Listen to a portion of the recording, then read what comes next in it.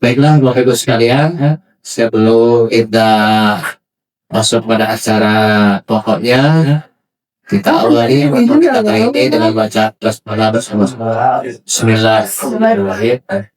Untuk menambah keberkahan hidup kita kali ini, kami mohonkan kepada Al-Mukarram yang terhormat Bapak Ustadz Haji Junaidi SPD untuk memimpin doa pada kesempatan kali ini. Karena orang sangakeun hati orang, yang orang, kemampuan orang Allah Subhanahu wa taala. Bismillahirrahmanirrahim. Allahumma shalli ala Muhammad wa ala alihi wa sahbihi ajmain. Hamdan syakirin, hamdan naimin, hamdan dinikmati birabbika ya rabbal alamin. Ya Bapak Ibu sekalian, untuk selanjutnya kami persilakan pada Bu Repiana untuk menyampaikan definisi materi hasil nikah yang telah beliau beri. Waktu dan tempat kami persilakan. Bismillahirrahmanirrahim. Assalamualaikum warahmatullahi wabarakatuh. Waalaikumsalam warahmatullahi wabarakatuh. Bapak Ibu, terima kasih sudah berkenan hadir di ruangan hari ini, di ruang bulan ini. Bapak Ibu sekalian, saya akan menyampaikan apa itu 7 jurus BK hebat. Mungkin Bapak Ibu di sini bertanya kenapa saya dikumpulkan di sini ya. Nah, baiklah. Sebelum saya mulai, Bapak Ibu, mohon izin saya minta waktu Bapak Ibu untuk kegiatan kelompok belajar berbagi praktik baik.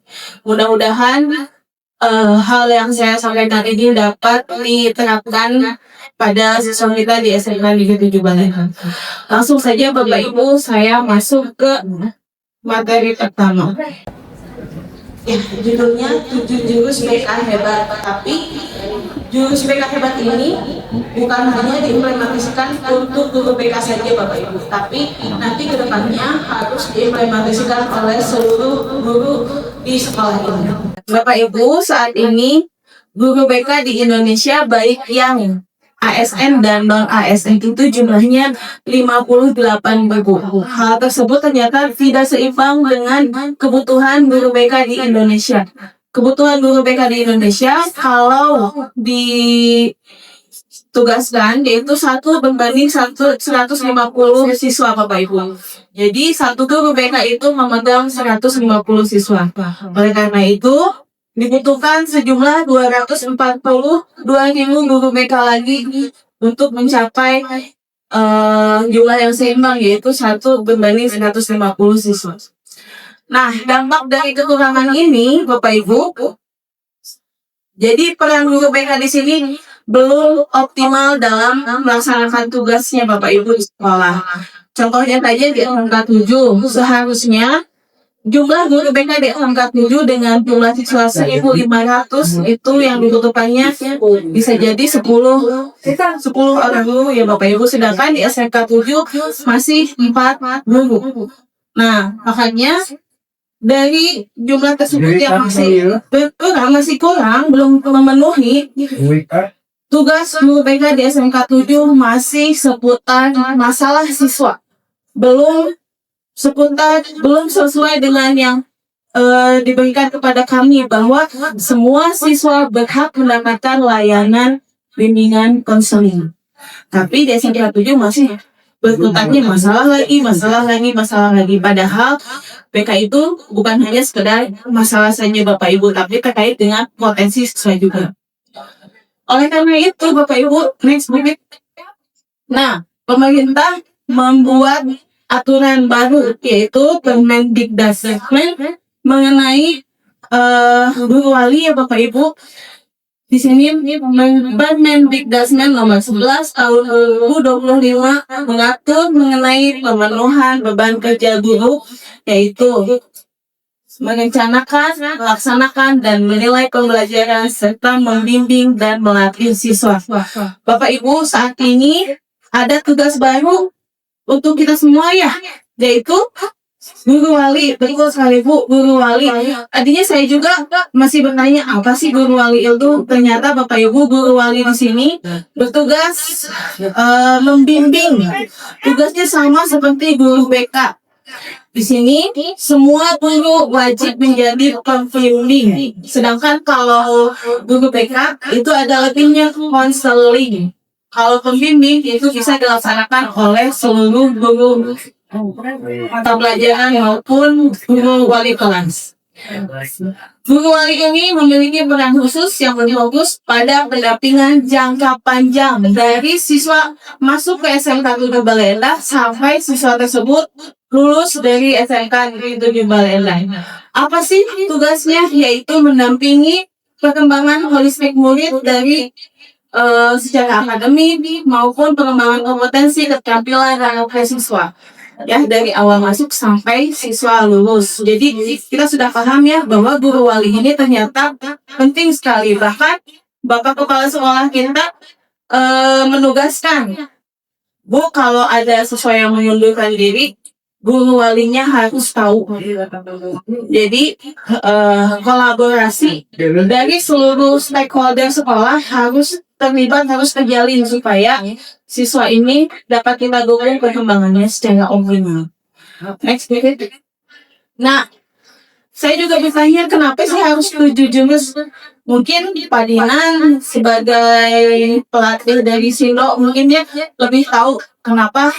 Karena di silat itu ada kelembutan, ada pengendalian, dan juga ada kasih sayang. Nah, 7 jurus ini adalah elemen-elemen yang harus guru kuasai dalam membina murid-muridnya supaya menjadi generasi yang hebat. Next, nah, 7 jurus BK ini ada metodenya Bapak Ibu dengan menggunakan 4, yaitu metode AKM disebutnya. A-nya untuk aktivitas, R-nya untuk refleksi, K-nya untuk konseptualisasi, dan A-nya untuk aplikasi. Nah, selanjutnya saya akan mulai pada jurus pertama. Bapak Ibu, saya mohon bantuannya untuk berpasangan. Berpasangan. Boleh berpasangan. Ya, silakan Bapak Ibu bertemu dengan pasangannya ya. Bapak Ibu sudah mendapatkan kertas? Ya. Tas yang warna hijau ini silakan sediakan alat tulisnya, nanti saya akan bikanya kemudian silakan ditulis. Ya, jurus 1 ini digunakan untuk mengidentifikasi potensi yang ada pada siswa kita, Bapak. Ya, sudah siap untuk melakukan aktivitas ke-1? Silakan berhadapan dengan pasangannya dan sediakan alat tulisnya. Silakan lihat pasangannya, kemudian tanpa bersuara. Tanpa bersuara, Bapak Ibu tebak usia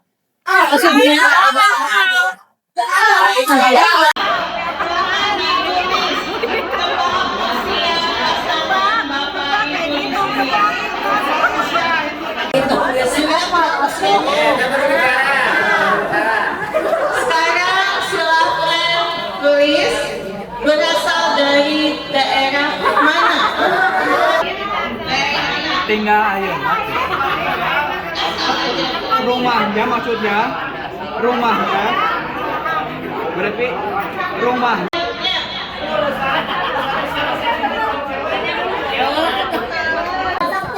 Silakan Bapak tuliskan teman Bapak Ibu ini cita-citanya sebelum menjadi guru ini apa ya? Gak usah ditanyakan, silakan dibayangkan saja. Tanpa bersuara. Sebelum menjadi guru Bapak Ibu.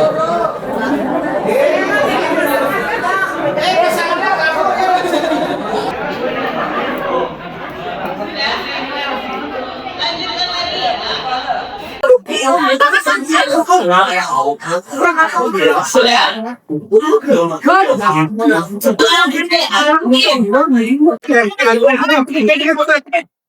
ya. Oh, ini kata ini masuk.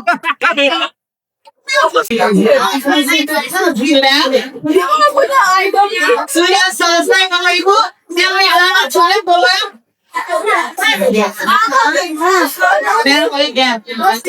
Kalau sudah, silakan ditukarkan dengan pasangannya, ditukar hasil DNA-nya.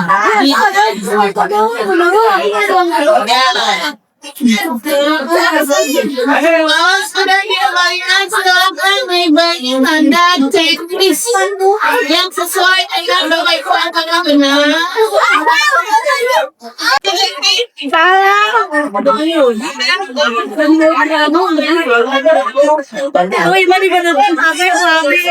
Ini yang Bumega dari ibu dari jadi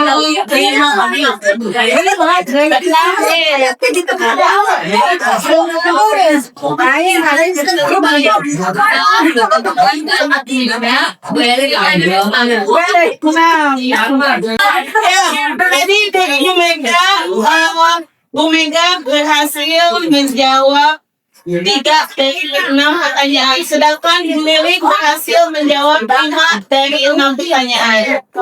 Bagaimana pendapat Bu Lili ketika Bu Mega sama Bu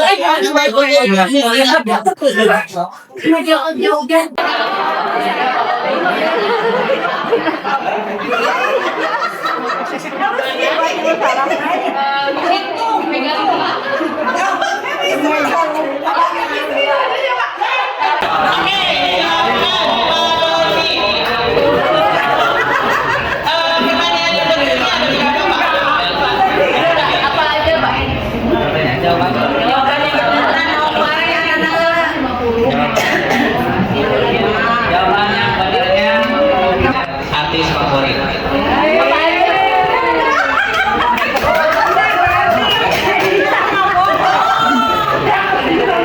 Usianya 35 tahun, suku Jawa dan favoritnya dari sana.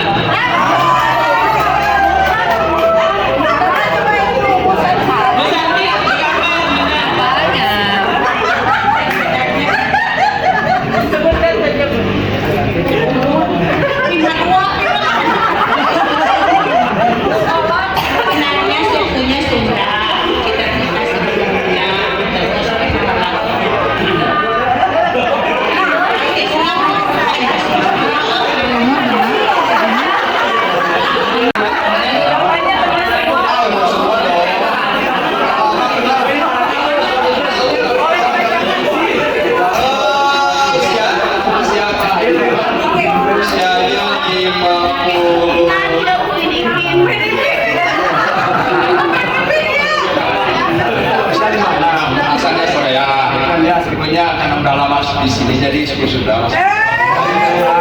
Lahir di sini, di sini, orang bisa mata, sudah bisa. Awal sebelum jadi usaha, karena pernah ikut sama kakaknya juga, ya. Kok sudah ya? Favoritnya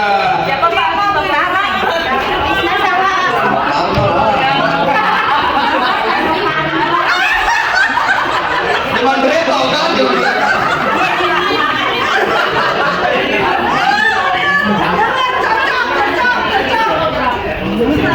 Bapak Upin Ipin ini Masya Allah jawabannya sama. Semuanya bapaknya benar berarti sudah saling mengenal ya selama. Bapak Ibu, bagaimana perasaannya ketika teman kita tahu tentang diri kita? Bapak Ibu. Nah, Bapak Ibu, tadi Bapak Ibu menjawab senang ketika teman kita tahu tentang potensi atau mengenali tentang diri kita. Begitupun dengan siswa kita ya Bapak Ibu. Siswa kita itu harus kita kenali dirinya, potensinya. Bukan hanya kamu nakal, tapi kita juga harus mengenali bagaimana dia potensinya. Bapak Ibu, di BK yang kita bisa mengetahui bagaimana potensi siswa tersebut secara sederhana ya yang kita lakukan, karena kalau psikotes di SMK 7 belum ada.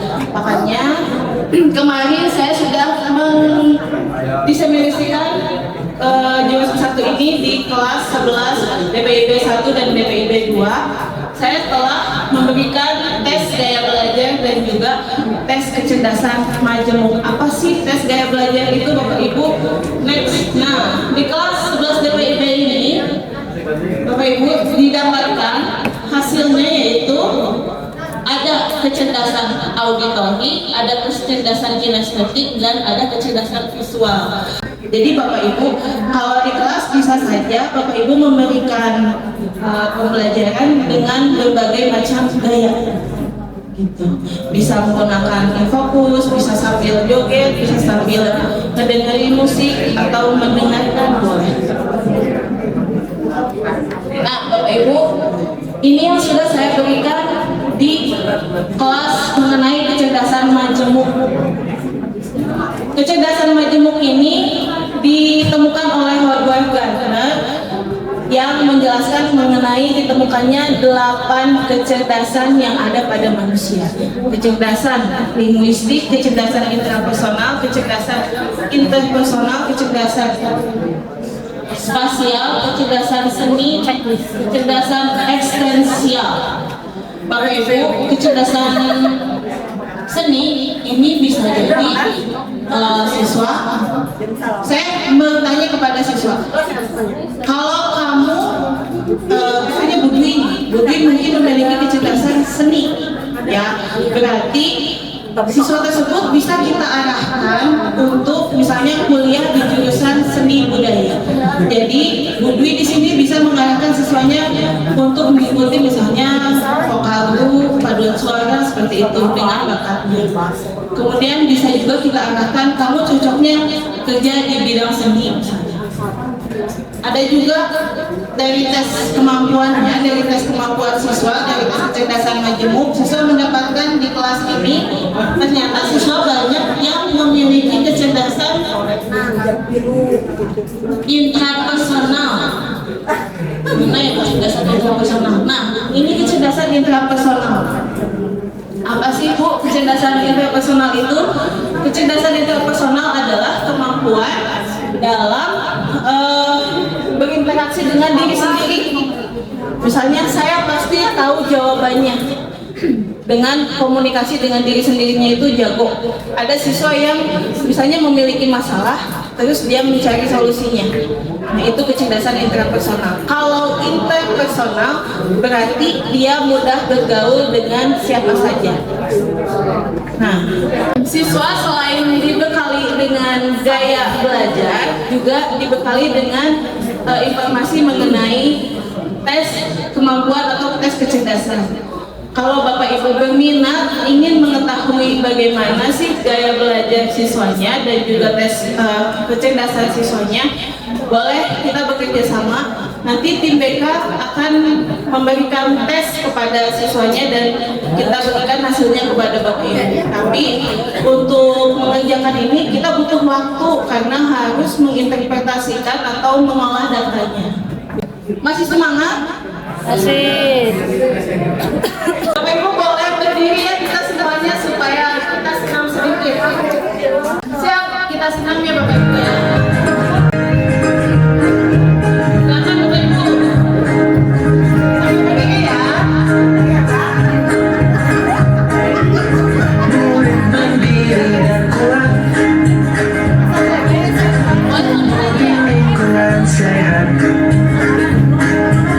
Bersamaku yang hebat sahabat, mendidik dengan tulus,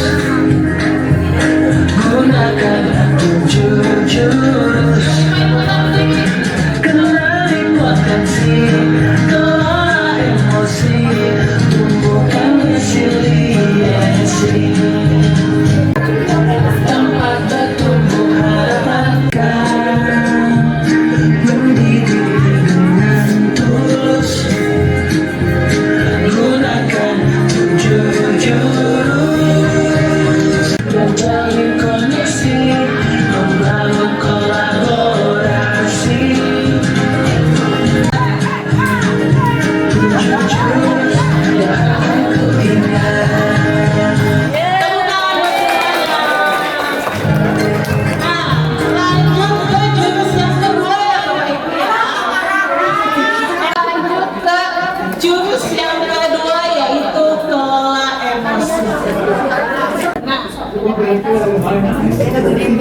Tujuan dari semua emosi ini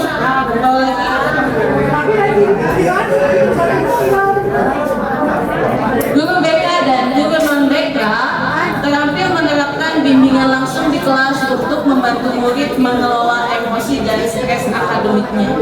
Tadi kita sudah tahu potensi siswanya, sekarang kita lanjut untuk mengelola emosinya. Bapak Ibu silahkan berdiri. Nanti saya akan menceritakan suatu kejadian yang biasanya sering kita alami di kehidupan sehari-hari kita sebagai guru. Bapak Ibu sudah mendapatkan tuntas ya? Kalau Bapak Ibu merasa senang dengan cerita yang saya ucapkan, silahkan kertasnya diusap-usap. Tapi kalau nanti ya Bapak Ibu belum ceritanya ya. Kalau Bapak Ibu misalnya merasa kesel, nanti kertasnya bisa diremas. Dan kalau sampai Bapak Ibu marah, boleh si kertasnya disobek. Ya, berdasarkan cerita yang akan saya bacakan. Ya Bapak Ibu, saya akan membacakan ceritanya. Dam dalam dam dam. Dam dalam dam dam. Siap Bapak Ibu mendengarkan ceritanya? Pagi itu Bapak Ibu guru berangkat ke sekolah mengendarai sepeda motor. Bahan ajar yang sudah disiapkan rapi digantungkan di motor. Namun beberapa meter sebelum sampai sekolah, motor mendadak mogok karena kehabisan bensin. Silakan boleh bereaksi Bapak Ibu. Kemudian sampai Bapak Ibu di kelas. Hampir semua murid datang tepat waktu. Namun belum sempat suasana stabil, Andi masuk datang terlambat. Ya. Ia hanya menunduk sambil berkata, "Maaf, Bu, Pak, saya telat." Dimulai. Namun saat akan menggunakan bahan ajar yang sudah disiapkan, Bapak Ibu guru tersadar bahwa bahan ajar tersebut tidak ada. Dicari kesana kemari, tapi tetap tidak ditemukan. Terpaksa Bapak Ibu melanjutkan mengajar dengan seadanya. Bayangkan aktivitas mengajar yang seru seketika buyar. Bagaimana emosinya Bapak Ibu?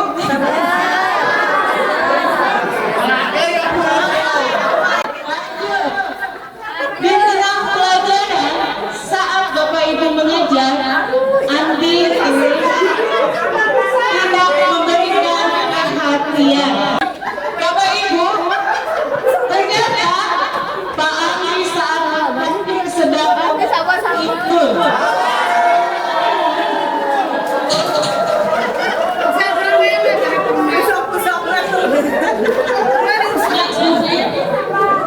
Maaf, saya pamannya Andi. Sebetulnya Andi sudah 3 hari di rumah sakit karena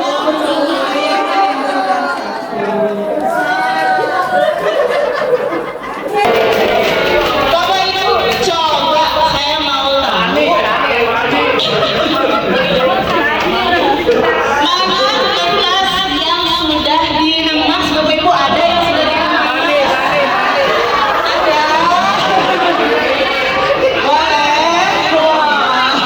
Karena dia mendengar cerita itu saya sulit emosi. Kertasnya tidak sadar ya. Tapi ketika sudah tahu alasannya seperti itu ternyata salah. Berarti kertasnya harus ditukar ke ada.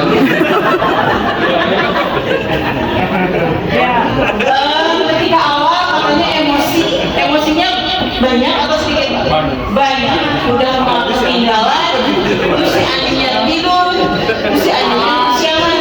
Ya sama mungkin dengan yang lainnya ketika mendengar kata nama Andi saya langsung menjawabnya karena saya punya emosi pribadi. Ya, apalagi mendengar ahli sedang tidur gitu ya. Terima kasih. Jadi ada emosi yang marah gitu ya Pak ketika mendengar Kandi sedang tidur. Ya. Oke, dari Ibu Siti. Kalau dari saya tadi Pernah ada kecewakan?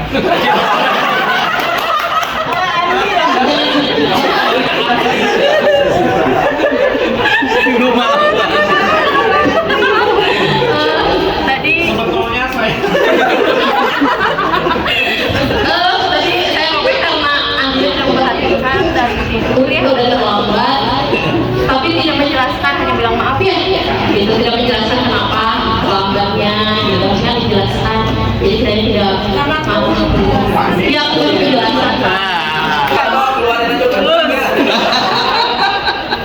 Nyamar apun kan. Ya, bagaimanapun kondisinya harus dihadapi dengan tenang, dan itu sudah saya pelajari. Menguasai emosi gitu ya. Mulai tahun ini saya belajar mengendalikan emosi sehingga tidak mudah untuk marah. Apalagi setelah mendengar tadi Andi yang muncul, ya bagaimana bisa saya marah? Kemudian dengan slogan guru itu sebagai contoh yang harus ditiru dan ditiru. Jadi kalau misalnya gurunya emosi, bagaimana mengajarkan murid untuk benar kalau gurunya itu dapat emosi. Mungkin itu pembelajaran buat diri saya sendiri, bagaimana cara mengendalikan emosi.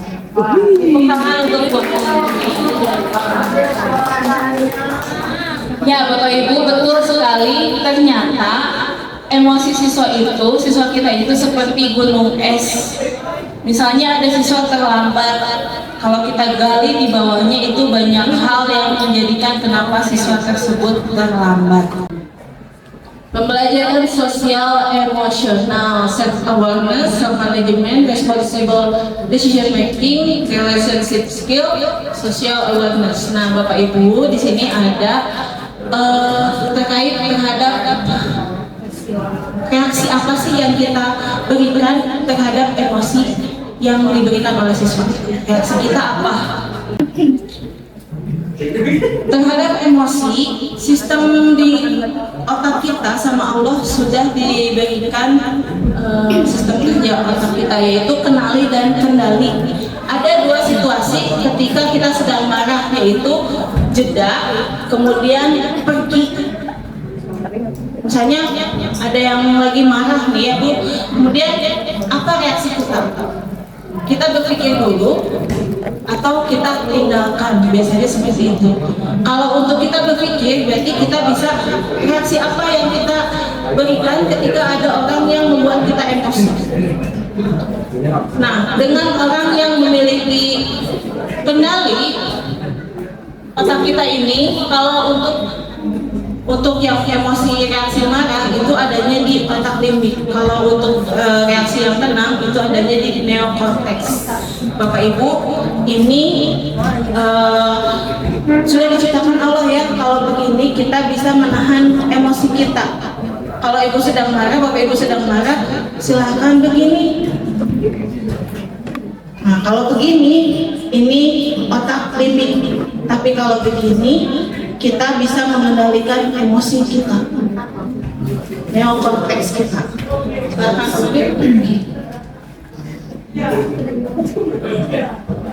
Ya, ini untuk mengendalikan emosi. Bapak Ibu kalau sedang marah, silakan ininya neokorteksnya digenggam.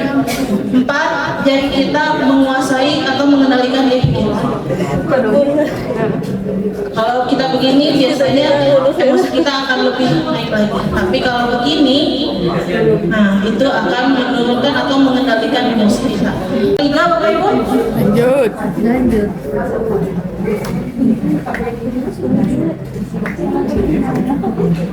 Jurus ketiga ini kalau dalam gamesnya kita membangun menara menggunakan kartu remit, tapi karena di sini ruangannya terbatas, saya akan tontonkan kepada Bapak Ibu mengenai resiliensi.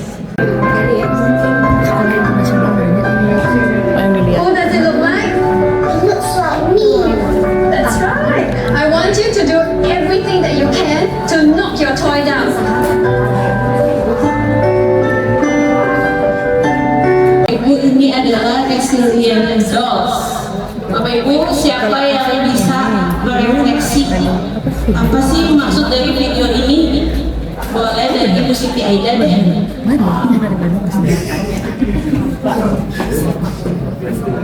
Resiliensi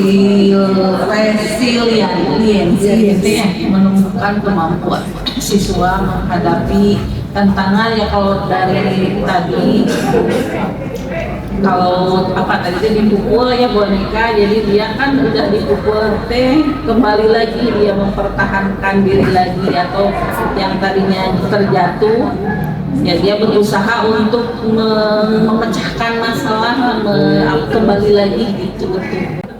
Bapak Ibu, terkait dengan resiliensi di sini dijelaskan yaitu kemampuan seseorang untuk bangkit kembali dan pulih dari kesulitan, stres atau trauma yang dialami dalam hidup. Nah, resiliensi ini merupakan kemampuan beradaptasi, bertahan, bahkan bertumbuh lebih kuat setelah menghadapi tantangan. Resiliensi ini sangat penting kita berikan kepada siswa, apalagi generasi di bawah kita ya, generasi setelah generasi milenial itu, yaitu generasi apa Bapak Ibu? Z. Generasi Z. Terus apa lagi? Alpha ya. Generasi tersebut katanya seperti generasi strawberry. Generasi strawberry ini lembek, betul. Kemudian strawberry bentuknya apa? Indah, segar. Terus bentuk kanung gitu ya Bapak Ibu. Tapi kalau kita pencet lembek. Next book. Nah, self resiliency ini kita berikan kepada siswa supaya kita bisa menumbuhkan pemikirannya dari fixed mindset menjadi growth mindset. Boleh coba lagi Bapak? Pola pikir bertumbuh tangguh sejak dalam pikiran, cerita si kembar tentang fixed mindset dan growth mindset. Seperti halnya saya sendiri, ketika saya diberikan tugas oleh fasilitator nasional bahwa saya harus diseminasi ke Bapak Ibu di sekolah, saya memiliki fixed mindset. Nih, fixed mindset itu pemikiran yang masih awal ya, tentang wah saya pasti tidak bisa. Jangankan ke Bapak Ibu guru yang pengalaman mengajarnya lebih jauh dari saya bukan apa-apa, karena dari BK sendiri jarang ke kelas, tidak ada jam ke kelas. Khawatir mudah-mudahan kedepannya ada jam BK ke kelas.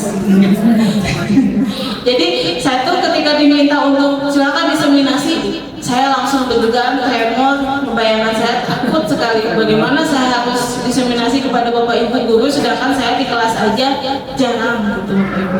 Itu pikiran fixed mindset saya. Tapi saya memiliki pikiran growth mindset. Saya memiliki tugas yang harus saya laksanakan gitu Bapak Ibu. Apapun hasilnya bismillah saja, la haula wala quwata illa billah.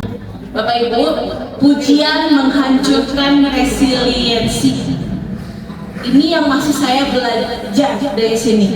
Saya masih mempelajari tentang pujian menghancurkan resiliensi.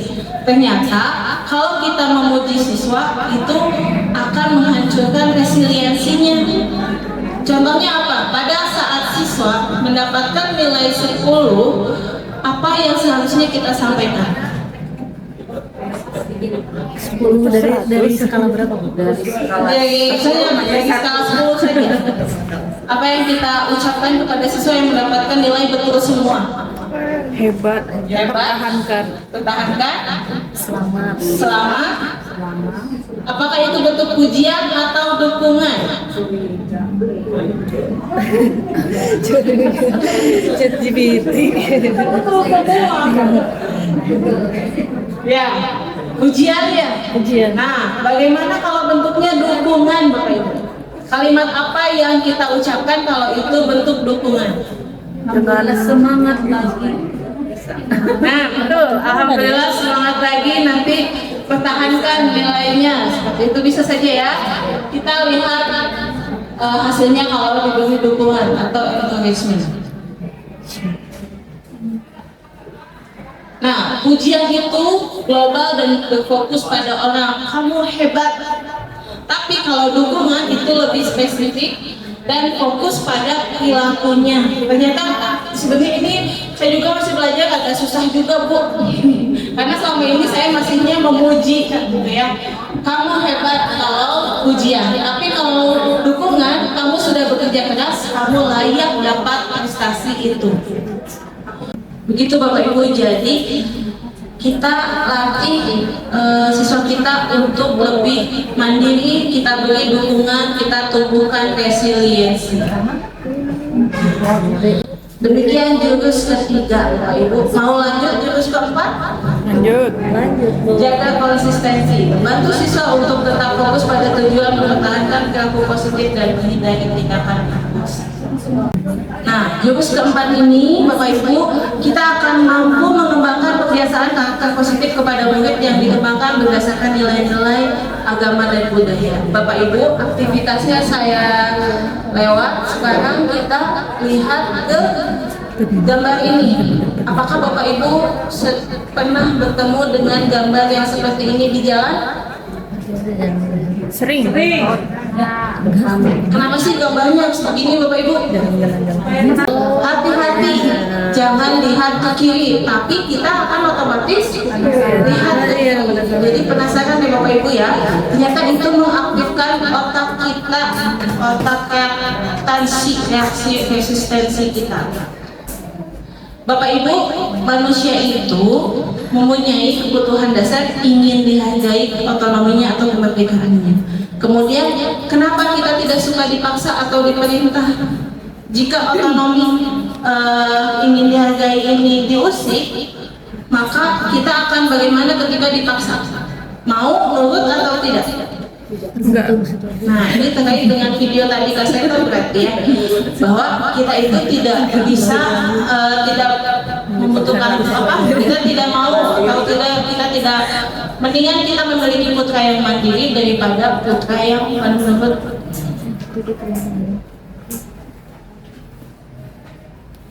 Ini ada video Bapak Ibu, bintang Emon sudah siap untuk sholat, tapi ibunya berteriak sholat.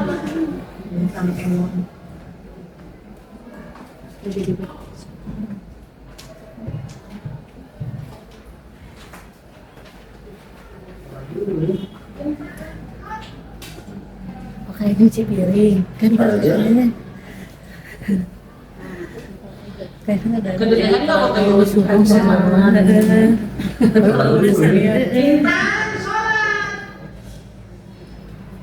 Aja.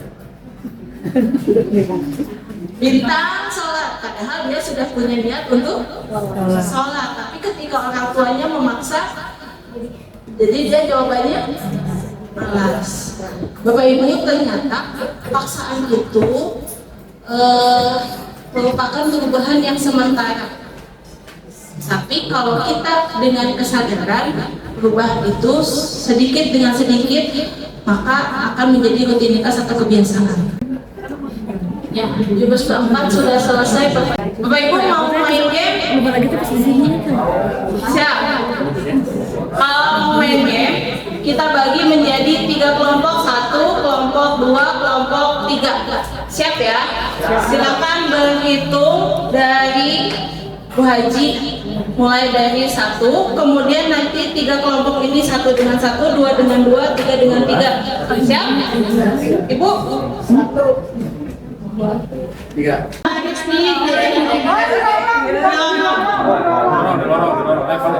Ya, beja-beja.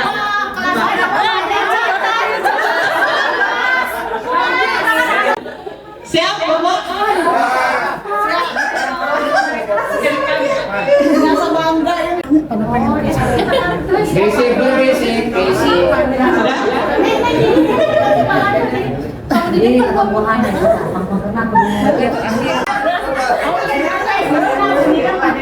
berarti ini mah jadi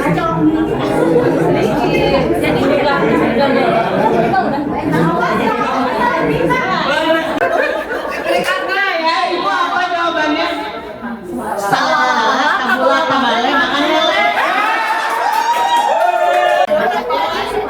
Ini udah belum? Ini udah? Jadi nama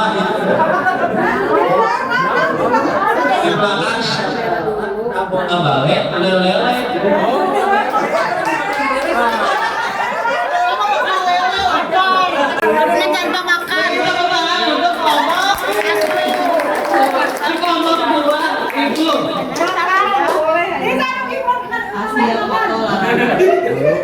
Apapun tadi Asia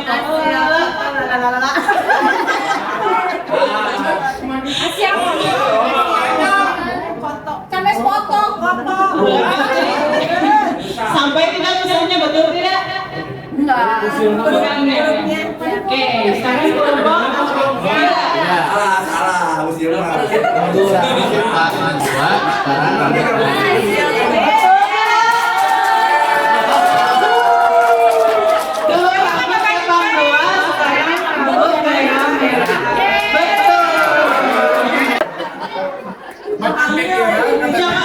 informasi yang saya informasikan kepada kelompok 1 dan kelompok 2 jelas atau tidak? Tidak.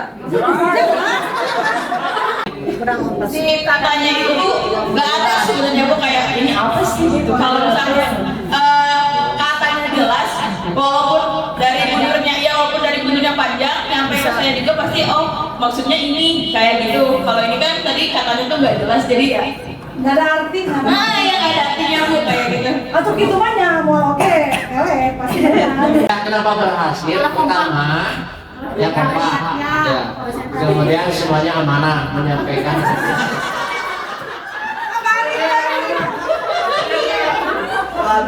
Nah, tapi yang pasti kenapa ini berhasil? Karena kata yang diberikan adalah kata yang jelas. Dulu rambut kepala 2 jelas ya. Sekarang nggak jelas. Kalau yang nomor 1 2 lalele. Itu mungkin masalahnya di sana. Kalau di sana kata-katanya jelas mungkin berhasil juga.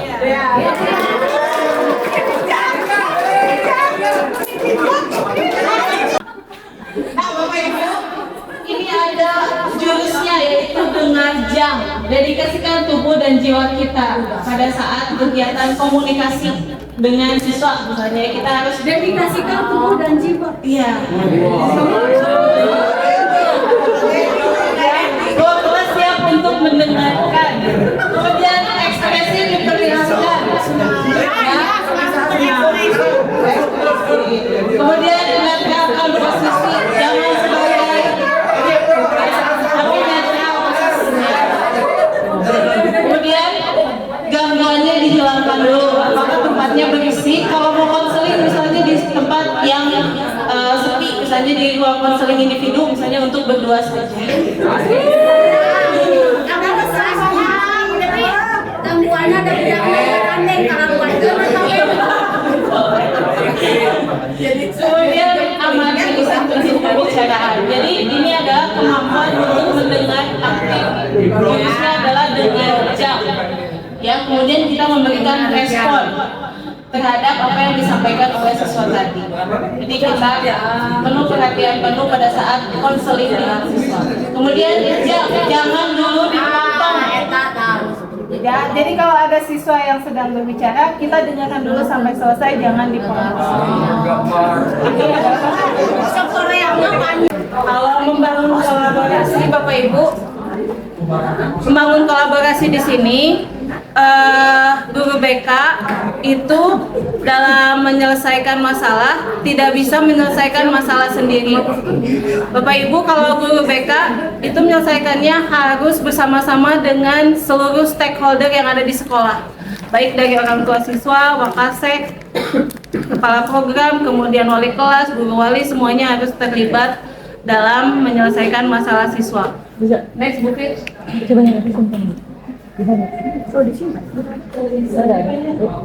Nah, ini ada peran utama dari guru kelas dan guru BK. Bapak Ibu, ada 3 masalah yang kita bisa tangani di sekolah. Ada tier 1, ada tier 2, dan tier 3. Tier 1 adalah masalah yang ringan yang bisa Bapak Ibu langsung berikan di kelas. Kemudian masalah yang tier 2. Tier 2 ini masalah yang sedang. Masalah yang sedang apa? Coba. Yang bisa ditangani oleh guru BK. Bully. Apalagi? Hilang uang.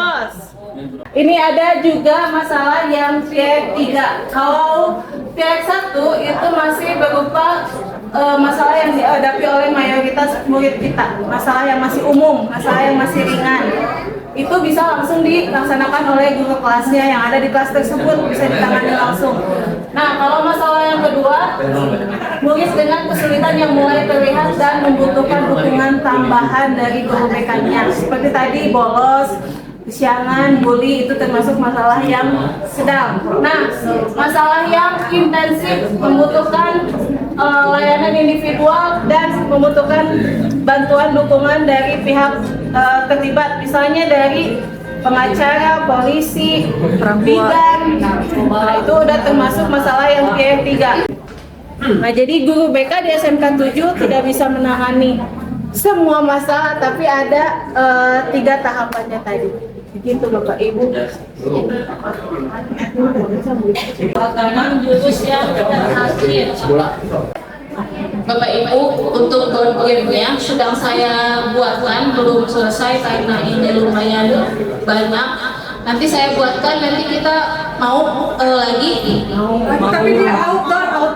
Nah, ini nanti akan saya lanjutkan setelah saya menyelesaikan board game ya, karena ini terkait dengan menata situasi terkait dengan manajemen atau sistem yang ada di sekolah. Pas bisa itu mah berarti cocok di alam. Ya, dengan sistem ini manajemen. Siap ya? Oke. Makanya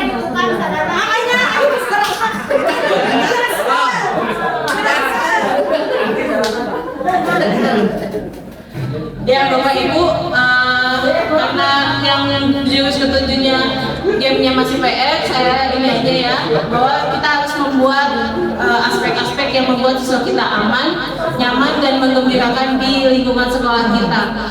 Jadi dari 7 jurus guru BK hebat ini harus diterapkan oleh semua guru sebagai guru wali yang ada di SMK Negeri 7 Balaindah, bukan sama guru BK-nya aja.